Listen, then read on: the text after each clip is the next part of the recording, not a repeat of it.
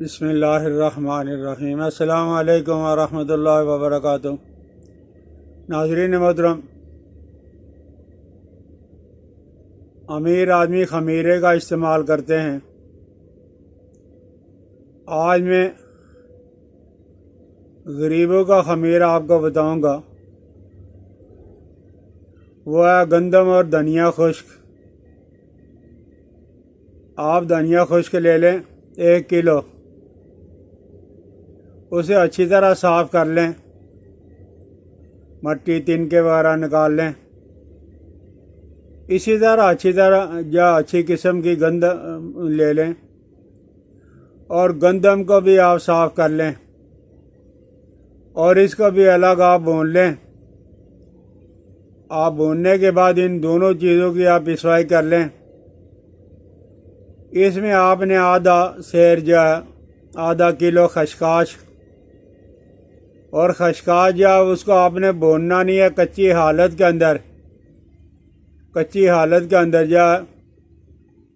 خشخاش کو لے کے آپ اس کی پسائی کرا لیں۔ ان تینوں چیزوں کو آپ مکس کر کے رکھ لیں۔ اخروٹ سے بڑے بڑے لڈو، اس میں گڑ ڈال کے، چینی ڈال کے، چاشنی ڈال کے، جس طرح مرضی اخروٹ سے بڑے بڑے لڈو بنا لیں۔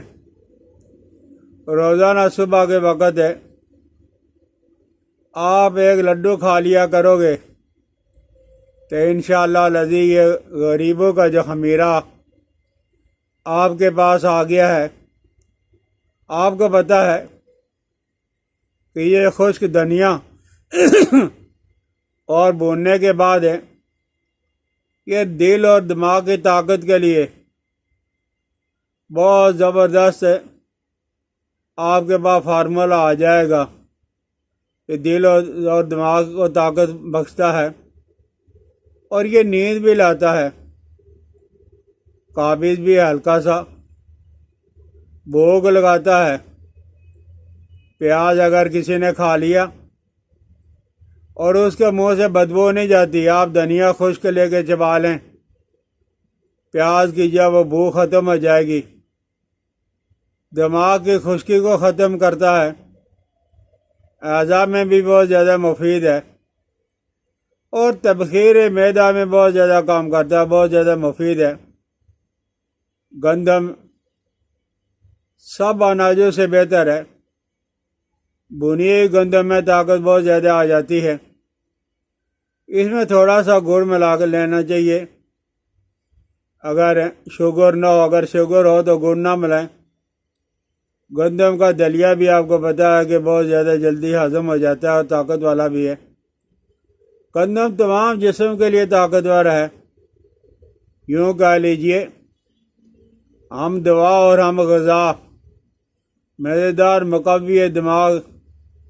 یہ لڈو وہ دھنیا اور گندم کے آپ بنا کے رکھ لیں، خصوصاً سردیوں کے ایام کے اندر۔ آپ دیکھو گے کہ امیر لوگ ہیں، جتنا فائدہ خمیرہ سے اٹھاتے ہیں اتنا غریب وہ گندم سے اٹھا لیں گے۔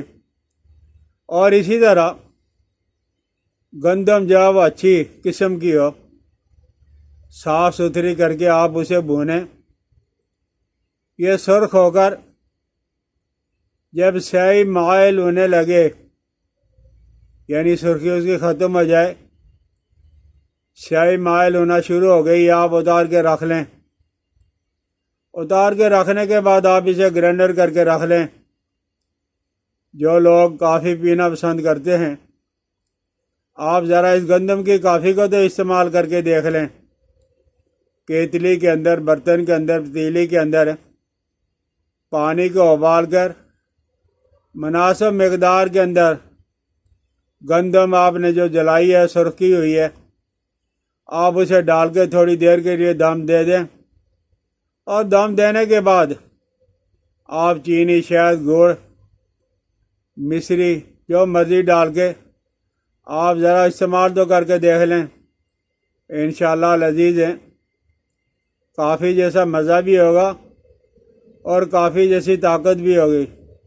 سمجھ آ جائے تو سردی کے ایام کے اندر اسے ضرور استعمال کرنا۔ مجھے اپنی دعاؤں کے اندر یاد رکھنا۔ السلام علیکم ورحمۃ اللہ وبرکاتہ۔